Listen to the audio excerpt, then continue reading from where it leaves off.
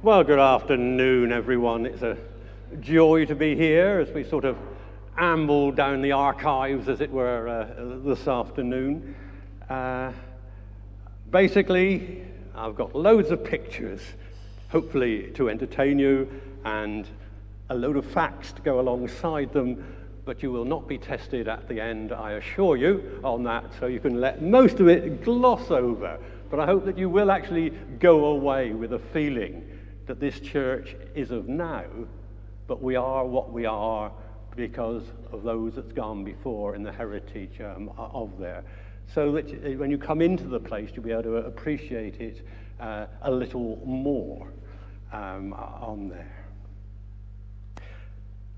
So, Plymouth expanded during the second half of the 19th century, and Compton Gifford became the right place to be for if you were aspiring people. It grew and grew. And the little chapel that was down in Compton Village, that was being looked after by the Reverend George Fletcher, was not really large enough for current needs.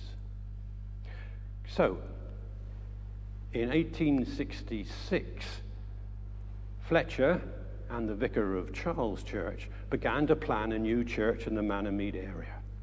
And to their delight, Mrs. Betsy Revel was happy to give half an acre, provided that the church was called Emmanuel. Betsy wanted to commemorate her son by naming the church after the college that he attended in Cambridge. So, to bring ideas together in good Anglican fashion, the Reverend Fletcher convened a committee meeting of 10 men and true. And one of the most prominent people there was on the committee was Captain Henry Rogers, who lived just round the corner in Hartley House, which is no more, of course.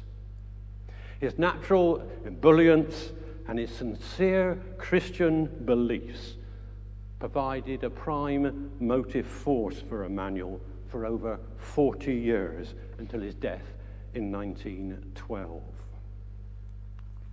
In March in 1867, architect William Reed offered his services free of charge, provided it was allowed to create a Gothic design in the late decorated style.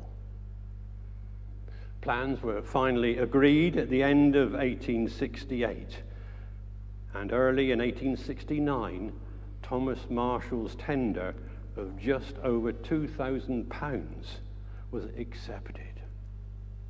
But further costs were incurred when it was found that although the ground to the south and to the east was firm, those out to the north and the west, the ground was a bit dodgy as there was soft clay there.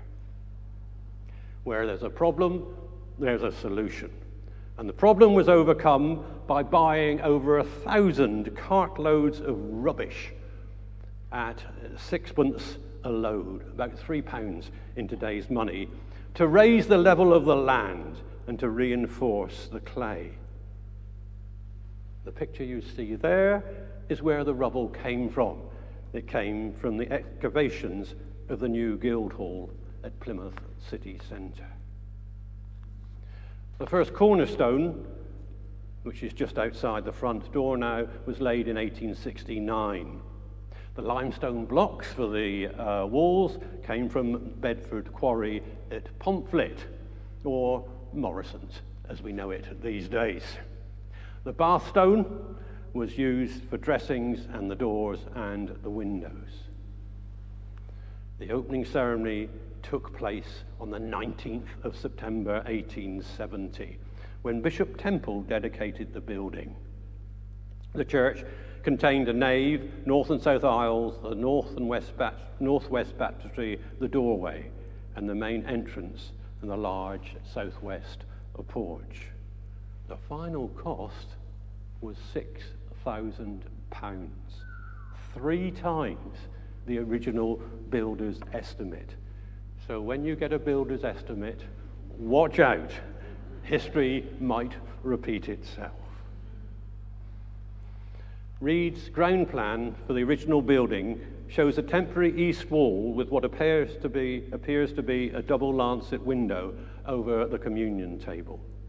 Space was obviously there at a premium, and the building was crammed with pews in order to accommodate up to 500 worshippers. Now, Emmanuel's churchyard is one of the most extensive in Plymouth, but that nearly was not the case. It could have looked like this. The Revels had given half an acre for the church itself, but the other half of the plot they had sold to Marshall's the builder, and he began to build 3 villas across the boundary road. Fortunately, a deal was struck by the church wardens, and Marshall's was paid £274 to remove the foundation work, and another £500 he was paid to secure the land, so that we could secure the land. So all seemed to be put right by 1870. Several additions were then added in the church furnishings in the first decade, including the organ in 1876. The instrument was built by the organ builder Henry Speechley at a cost of £579, and the first recital was given by the organist of St Andrews. And that's the same organ? Yes, that is the organ that you see today, but it has been tweeted or improved or renovated or reconstructed. It's even been turned through 90 degrees in its lifetime.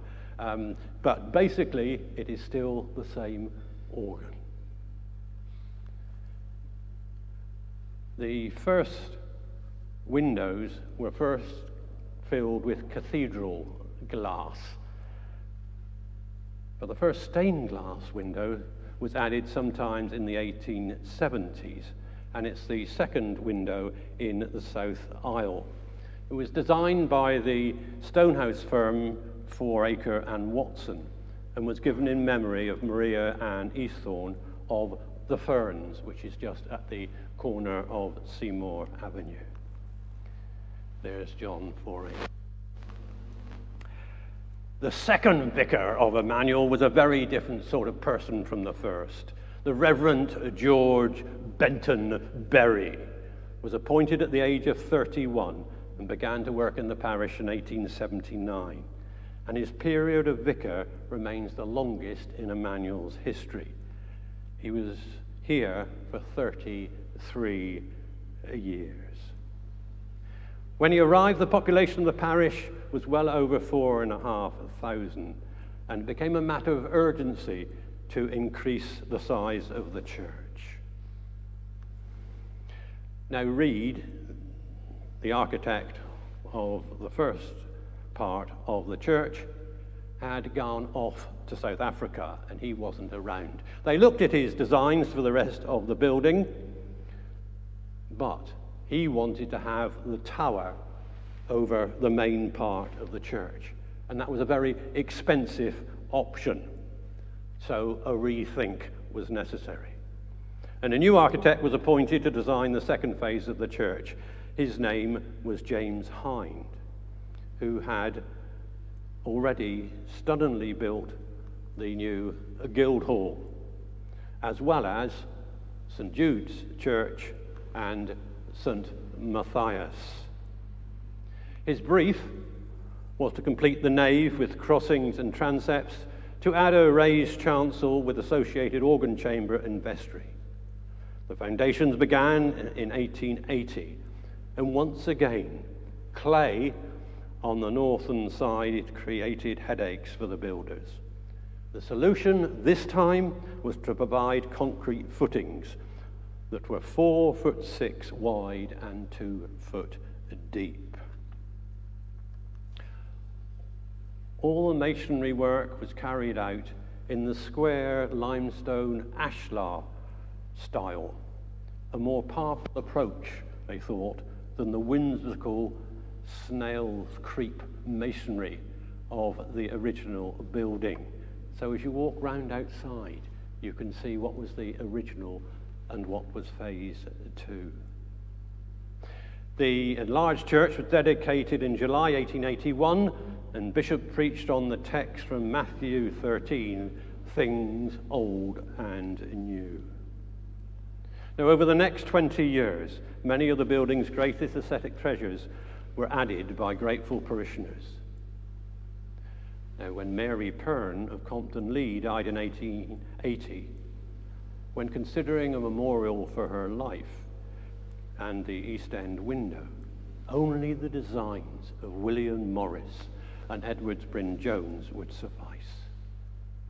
And the masterpiece that we have here is one of Plymouth's greatest works of art and was in place by Christmas 1881, which was very appropriate given the theme of the window was the Incarnation.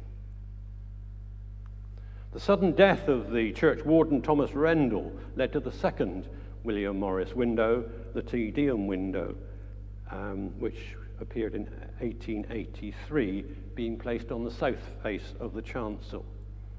And then Alonzo Pearn, who later set up, of course, the Pearn Convalescent Home, commissioned the third William Morris window, Adoring Angels, on the north side of the chancel in 1884.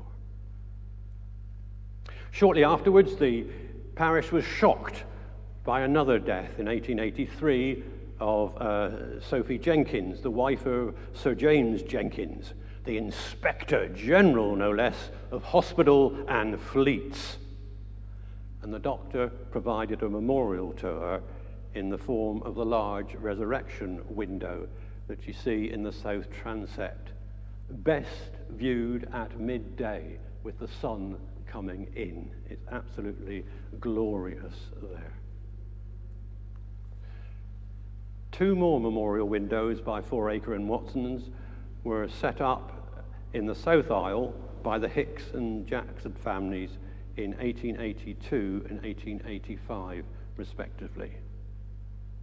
The pattern was now set for the representations of the 11 original apostles and St. Paul, which over the course of the next 30 years were placed in the aisle windows. Thomas Rendell's widow offered a reredos for the east wall of the chancel, and this was in place in 1884. The central section contained stenciled representations of the bread of life and the true vine.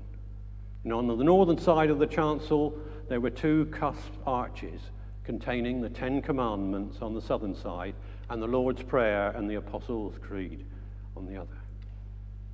This Victorian memorial was ripped out in the 1940s and replaced by the wooden panelling that we see today. Electricity was not installed in the church until 1910. So for the first 40 years, the gas standards were the only source of light in the building.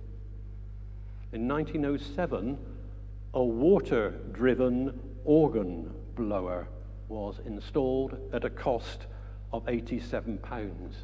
Previously, the job was done by 2 strong men. A furnace supplied rudimentary heating through pipework, but was very unreliable. And apparently the church was perishingly cold during the winter months, feeling more like a barn than a church. The wind whistled under the slates and through the joints in the crude woodwork that held them up. A decision was made to install interior wooden paneling to alleviate the problem, so that more heat would be retained within, and of course, more aesthetically pleasing to the eye.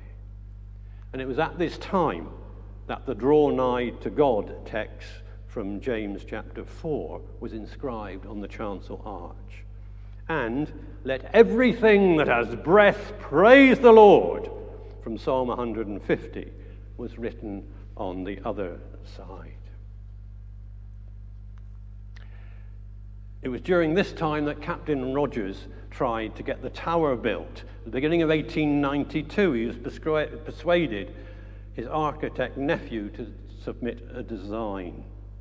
It was eventually commissioned in 1895 after some grueling and divisive campaigns within the church.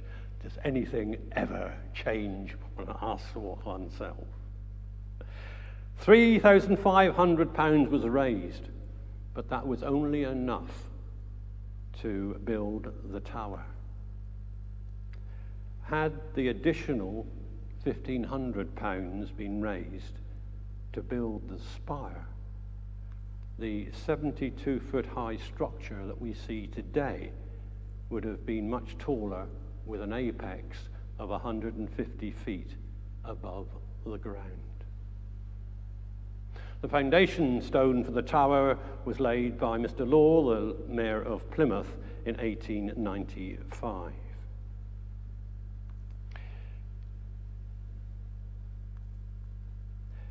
In 1897, the headmaster of Compton Gifford School, Thomas Roberts, was tragically drowned in Bantham Bay trying to save his son. His son and his friend also died. A stained glass window was placed in the tower vestibule in memory of this sad event and was unveiled on Easter Day, 1897. But this blurred image is the best colored picture that we have. But what clearly stands out is the lamp of knowledge. Now, why is it the only picture we have? Well, unfortunately, the window was vandalized in the 1960s. And its replacement window, as beautiful as it is, still shows the angel with the book of learning and the lamp of knowledge. But for me, the significance of the lamp of knowledge has been lost because of the bright background that you see there, where in the original Victorian picture, stained glass, everything is that much more drab, and the importance of that lamp of knowledge stands out. Emmanuel's peal of bells were cast in 1904. There were 8 of them. The bells were due to be hung in St. Matthias Church, but they were regarded to be too loud with the proximity of Greenbank Hospital. So we picked them up instead. In 1912, the arrival of the Reverend Dr. Francis Flynn as vicar came. He had previously been, as you probably see by the picture, a naval chaplain. In 1913, a serious request, including a new holy table and communion rails, were requested. He also requested 2 clergy prayer desks. The vicar's one was a memorial to the Rev Berry, and the curate one in memory of Colonel Exham's wife, Edith. Top of his list, however, was for a parish hall. He couldn't believe that the parish had existed for so long without one, as it was, in his view, the workshop of the parish. The vicar, in fact, had this watercolour done by the architects to encourage the parishioners to donate to the project. Where is it now?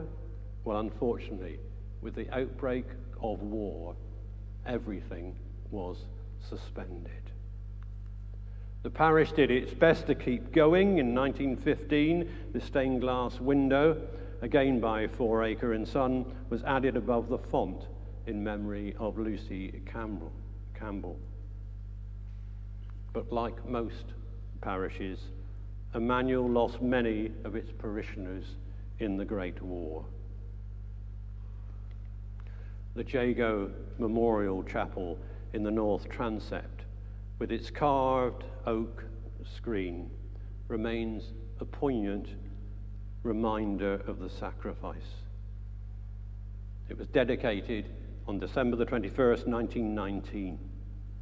And it's interesting to note in the magazine of that month, it is said, "We need to remind one and all, this is not a lady chapel. This usage would conflict with the well-known traditions of Emmanuel." The Jagos, who lived in Seymour Road in the house Eddington, news of their first son's death arrived on the 1st of July 1916. And you can see there that it's got E-A-J there. So the Jago is there inscribed in the tracery, and the initials are on either side of it. And then their second son was killed in April 1918. That was H.H., and he was a major. Those not marked out with individual memorials were remembered in a stained glass memorial window at the great west window, the largest in the church. To me, it's fascinating to note that the idea was to have three major windows in the church. There was to be the incarnation, there was to be the resurrection, and the third one was going to be the crucifixion. And in fact, that war memorial window to me indicated the sacrifice of the individuals as much as anything else. So in one way, the reason for that window is there, although it does not show Christ on the cross.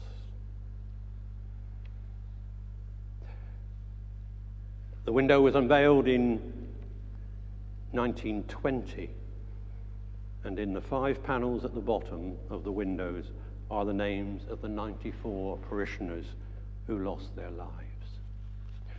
Also in that year, the Jubilee screen was built and erected at the West End, and it remained there, providing a men's choir vestry until 1992, when it was moved to the south transept.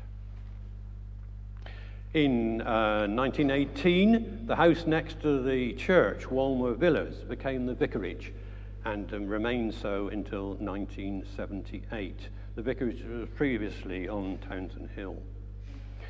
Then, in 1923, there was a vicar swap. The Rev Flynn left and went to Winchester, and the Rev Arthur Champion came down to us. During his incumbency, the communion silverware was given, and the organ was restored for the first, but not for the last time. He was succeeded in 1929 by Reverend Cargany Knox. Chief among his plans was to establish a church in the new housing estate at Efford. And these plans were to remain just that during his time here, but the seeds had been sown. He realized that Emmanuel was a distant place, both geographically and socially, if you lived on the other side of the valley. He was also concerned that the people of Lower Compton were not always best served by Emmanuel. And this led to the establishment of the People's Service in the old village schoolroom.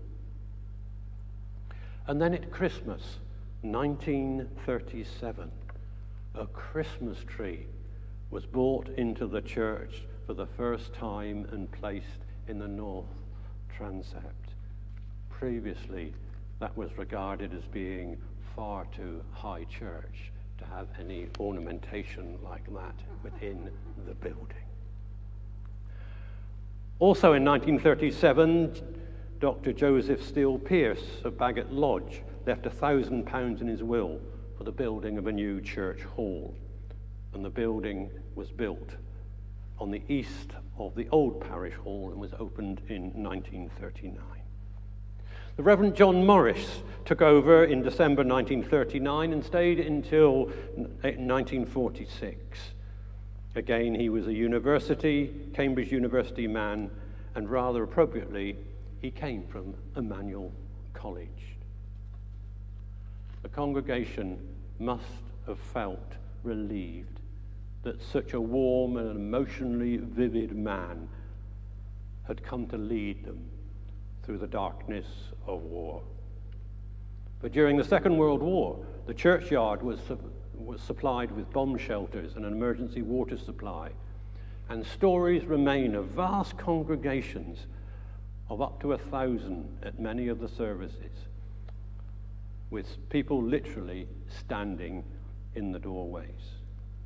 Here we see a group of parishioners knitting for victory at a working party in 1943.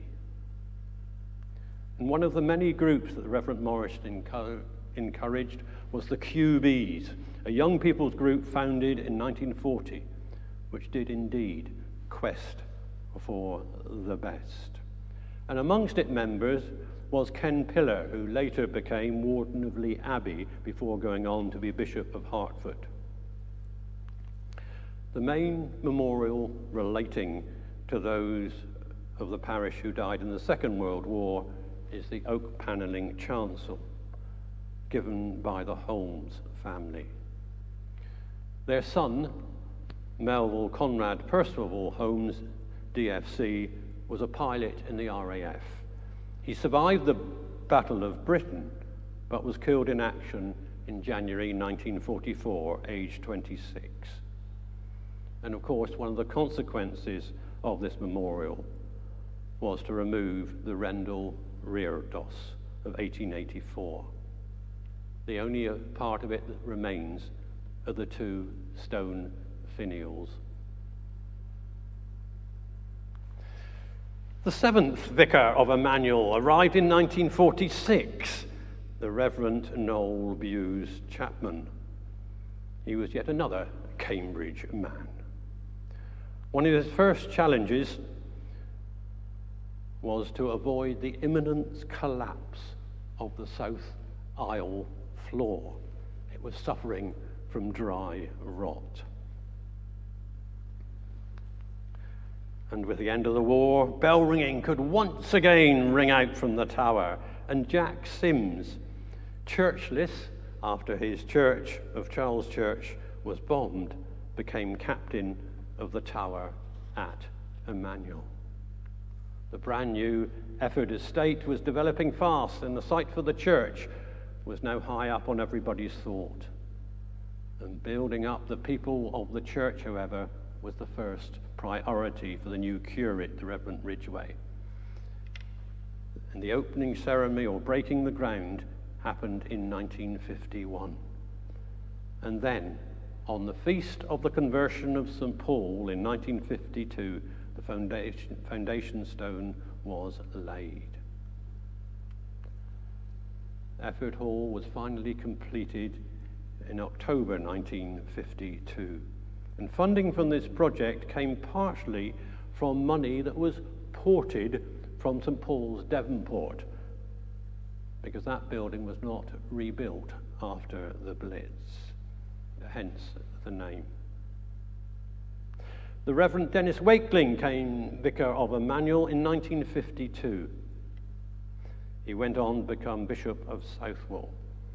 And throughout 1954, Emmanuel saw the repointing of stonework and plastering. And it was considered too expensive to restore the stenciling on the walls of the chancel. And so this decoration disappeared with the repainting. So did the verse from Psalm 150 on the chancel side of the main arch. The one, however, as we can still see, on the nave side survived. Prebendary Wakeling left in the summer of 1959 and was replaced by Rev Young. And the following years finally saw the triumphant completion of the church at St. Paul's. It was consecrated in 1964 by the Bishop of Exeter. Thus concluded one chapter of the history of this church, a chapter that began in the 1930s.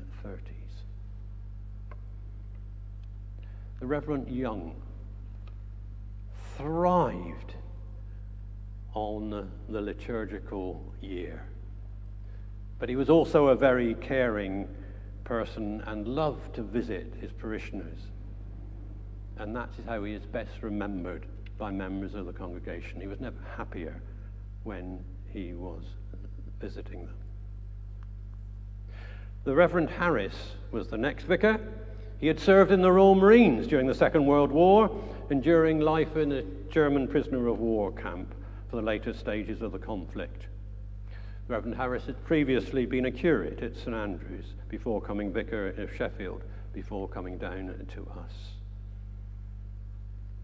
The warmth of the Harris family unit provoked a loving response from the congregation, and there was, as ever, plenty to do in the parish. The church desperately needed a new heating system, and the limitations of the two church halls were becoming ever more noticeable. And there was also plenty to do on the pastoral front. The late 60s, for those of us who can remember, saw the first significant stirrings of reform of church services. In 1970, the church celebrated its centenary celebrations. Within mid-September, Mrs. Winnicott planting an Indian bean tree in the churchyard. It was apparently neither Indian or produced beans and didn't survive, but perhaps it's something we should do. Find out, I've got its Latin name here, and plant another one and see if we have better success.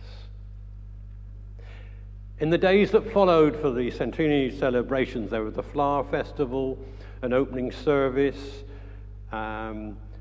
attended by Bishop Norman Clark, and the Lord Mayor for that year, Councillor Eric Nuttall, who some of us may know very well. There were concerts and plays, a supper dance in the lower Guildhall. We used to do it properly back in those days, one can't help but feeling.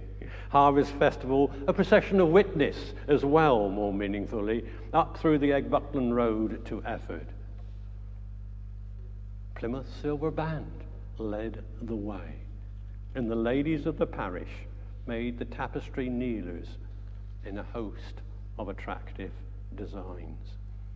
And Mrs. Harris undertook to provide a centenary cookbook full of the parishioners' favourite recipes. And that was reissued last year for the 150th celebrations.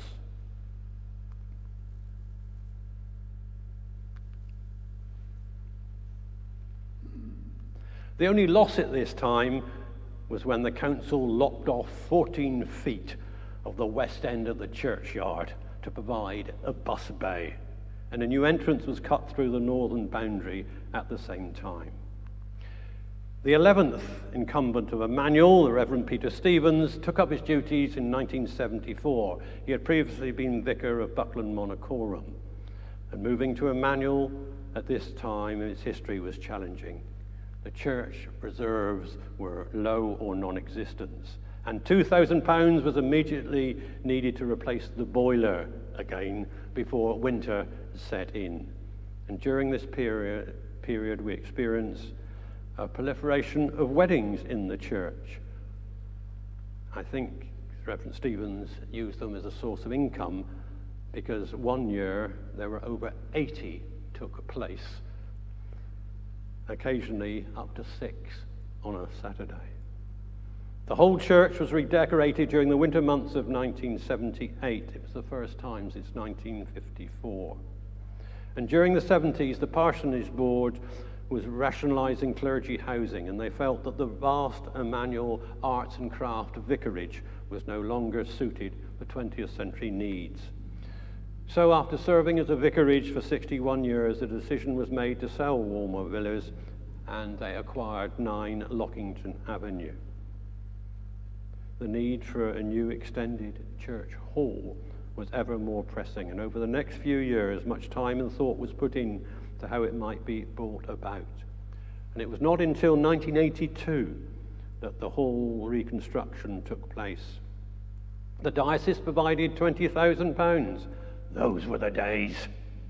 The city, £6,000, and the parish, £17,000 to make up the total cost of £43,000. The old parish hall and the steel pierce hall were linked together with movable screens to provide space, and further west, a kitchen and toilets were built. Further change happened in 1985 when North Sutton Team Ministry was established. We brought together St Augustine's, Emmanuel, St Paul's. And then, having set up this new arrangement, Prebendary Stephens moved on to the less frenzied world of Thurston and South Milton. The Rev Nottage, the 12th incumbent of Emmanuel, arrived in 1986, shortly after the Bishop of Exeter appeared, and he had worked with Terry previously in London. New accommodation for the priest in charge of St Paul's provided in 1988, and for a few years St Mary's Lera joined the team ministry until differences concerning the ordination of women saw their withdrawal in 1994. In October 1987, the rectory moved once again to a house significantly closer to the parish church at 9 Seymour Drive. In 1988, the first drafts of a plan to reorder the interior of Emmanuel became available. The first fruits of these drafts were seen 4 years later in 1992, when the most significant changes to the church's interior since 1881 was made. Chief amongst these were the provision of a welcoming space at the west end of the church. A new nave altar and platform under the central space of the church. And the work cost about £60,000. A more elaborate scheme costing £114,000 had to be pruned back, but changes were made that helped to use the spaces in the church more purposefully. With the 90s came the realization that the church needed to be more relevant to the needs of the 20th century. Only 90 years after the start of the 20th century, but we do get there eventually. And this is reflected in a number of the catchy names initiatives that appeared during the 90s. Alpha courses redoubled their appeal. Outreach, Springboard, Crossline, Western Approaches, Lighten the Cities, Making Waves, Building Bridges. All these and many more made appearances as the church reached out further into the community. The other notable event of the 90s was the restoration of the upper half of the tower, well timed to mark the centenary of its construction. The whole of the 1896 structure was placed in scaffolding, and extensive work was done to make the top of the tower watertight. Well, at least that was the intention. The total cost was £25,000. The next team rector was Canon Larkin. He arrived in 1997, and one of the first important steps he took was to set up an administrative centre to cope with the ever-increasing paperwork. A parish office with an administrator was established for the parish in St Paul's Vestry.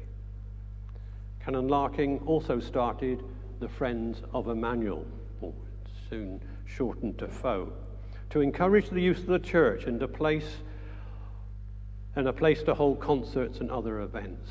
In this way, he hoped many other people from outside the church community would be encouraged to enter the building and experience what the church was attempting to convey. The organ pipes, or the organ, now needed a major overhaul again.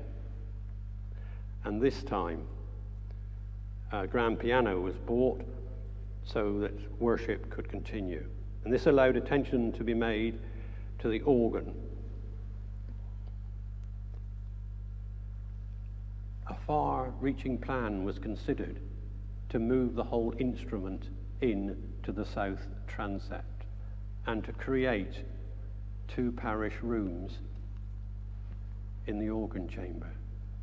But it became clear early in the year 2000 that this new position and the size of the instrument would obscure at least 2 of our stained glass windows and also prevent potential disabled access from the south transept door. So the idea was dropped. The instrument was, though, turned anti-clockwise through 90 degrees, so the organist would be at the center of the events near the nave altar, and the main section of the organ would be in the transept to help to lead the singing. In the summer of 2000, Canon Larkin resigned due to ill health, and in May 2001, Rev Freeman became the 14th incumbent of Emmanuel. Steve Payne of the Church Army had been in charge of St. Paul's for the previous year, and in March 2002, the Reverend John Barrett joined the team ministry as vicar of Emmanuel under the rector. Furthermore, a youth worker, Chris Routledge, joined the staff to reignite this sector of the parish community. Carl's incumbency has witnessed some of the most significant developments in the history of the church, while still remaining the family spirit for which it is known. The wholesale redevelopment of the Heart of Effort community led to the knocking down of the St. Paul's buildings in the spring of 2006, and its replacement built at the junction of Torridge Way and Efford Road. Back at Emmanuel, the church crept forward towards the 21st century by adopting a website and an email address. Many initiatives designed to make the church a warm and welcoming place were put into place or developed in the years. A schools week was established where schools are invited to come and see what we are about. Summer holiday clubs for over 100 children were run to welcome more families to the church and to share the love of Christ. Greater informality in worship was introduced by abandoning the traditional cassocks and surplices and the integration of more modern music and instruments. A cafe church was launched once a month on a Sunday evening to open up discussions within the context of worship. PowerPoint presentations on a large screen were introduced to add additional stimulus to communicating the word. Attractive display boards were added to the far west end to focus upon the many activities and personalities that make Emmanuel tick. A new, more effective sound and vision system donated by the Friends of Emmanuel was installed at the back of church, and further improvements to the catering facilities by providing a coffee corner at the west end of the north aisle greatly assisted the welcoming ministry. In 2008, the bell ringers used their initiative to offer sponsored peals in order to raise money for a complete restoration of the 1904 Peal of 8. Meanwhile, in the main building, the Friends of Emmanuel organized concerts with a lighter touch, as well as some notably Christian emphasis to bring people into the building. And then, in 2000, when the Disability Act came into force, the church had to consider how to provide suitable access to all. So it took the opportunity to look at ways of creating a new church entrance, toilets, parish office, and meeting room. 9 years later, and after much sacrificial giving, work started on the north side of the church, which led to the wonderful facilities that we have today. At the opening, on the 28th of November 2010, the two most senior members of the congregation passed the key to the youngest, Elizabeth Yarwood, symbolically passing it to a new generation. The church now has a new welcoming entrance, leading to a lobby containing a newly positioned font, an oval meeting room with refreshment facilities. And in 2007, the church tower became a beacon for the Christian radio station Cross Rhythms by hosting its transmitting aerial. A major refurbishment of the inside of the church took place in 2012, which coincided with Carl being the Lord Mayor's chaplain and Emmanuel hosting a civic service. Formal worship continues morning and evening within the building, with emphasis of the ministry of the word, interspersed with special services such as confirmation. But ministry also takes place regularly during the week at Toddler's Tunes, annual Passover meal, the Regal Cinema, tea break, child contact centre, soup runs, street pastors, as well as the annual events as the treat at Halloween, the Dickensian evening the week before Christmas, and the annual house party at Sidho. Our worship, 21st century worship, is expressed very differently from that of the mid-Victorian era. But at the center of it is a desire to communicate the gospel. And this was brought into sharp focus in 2020 when the COVID pandemic struck and the church building was ordered to close. And we had to look at new ways of being church, of being the body of Christ. Embracing the new technology, house groups and other meetings, including the PCC, met on Zoom, on computers and tablets. The Sunday morning service was initially shared via Facebook. And after streaming equipment was installed in the church, Sunday services were broadcast over YouTube as well. But before long, the demand was there, and weddings and funerals were also streamed. And I'm reminded that the Christian faith is only one generation away from extinction. And although we need to expect great things from God, we must also attempt great things for God. For the past is ours to view. The present is ours to shape. And the present is ours to use. And the future is ours to shape. And we do it for His glory. Thank you.